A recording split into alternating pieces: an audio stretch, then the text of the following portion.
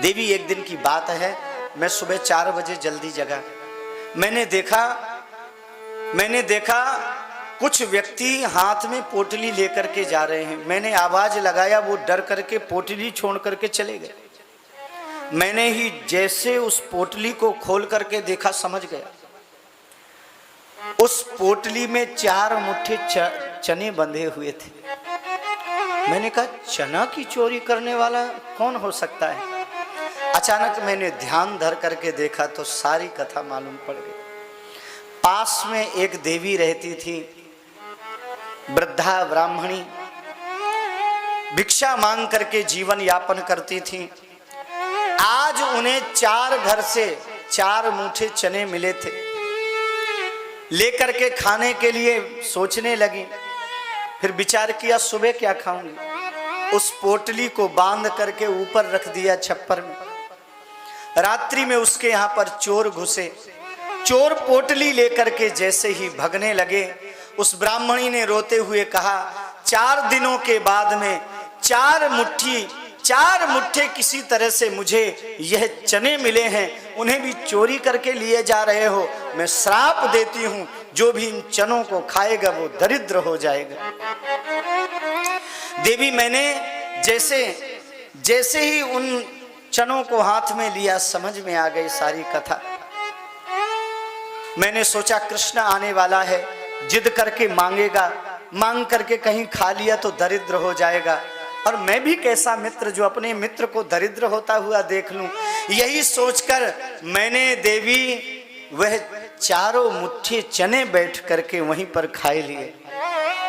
मैं तो उस दिन से दरिद्र हो गया। पर मैंने सुना है मेरा जो द्वारिकाधीश है, मेरा जो गोविंद है, वह आजकल द्वारिका का राजा है। और जैसे ही सुशीला ने सुना, सुशीला ने कहा नाथ, यदि वो राजा हैं तो आप क्यों नहीं चले जाते उनके पास में।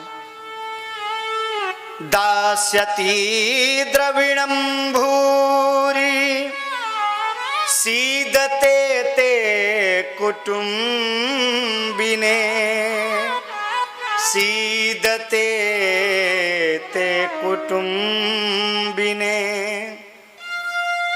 आप चले जाओ, इतना देंगे कि हमारी दरिद्रता नष्ट हो जाएगी। सुदामा ने कहा नहीं देवी, मित्र को देने के लिए जाना चाहिए, मित्र से मांगने के लिए नहीं जाना चाहिए। सुशीला ने कहा यदि ऐसी बात है तो मैं प्रबंध कर दूंगी।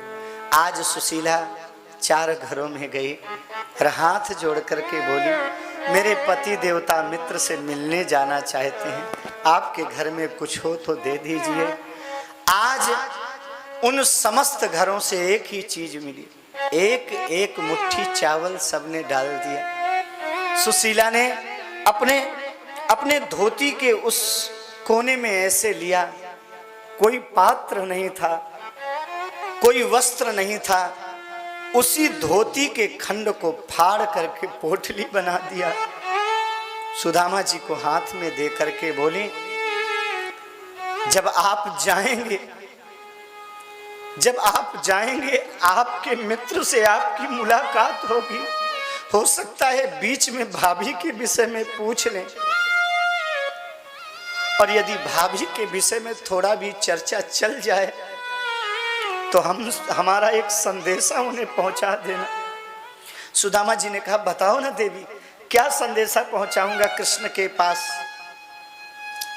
रोते हुए सुशीला ने कहा नाथ, उनसे कह देना 1 मास 2 पाख में, 1 मास 2 पाख में नित एकादशी हो,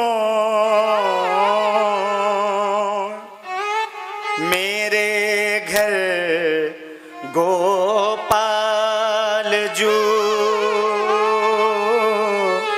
नित एकादशी हो।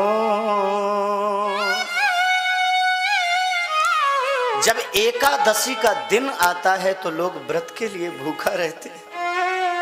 मेरे यहाँ तो कुछ खाने के लिए नहीं रहता, रोज एकादशी बनी रहती है। सुदामा जी के आंखों में अश्रु आ गए। यहां से चलना प्रारंभ करते हैं।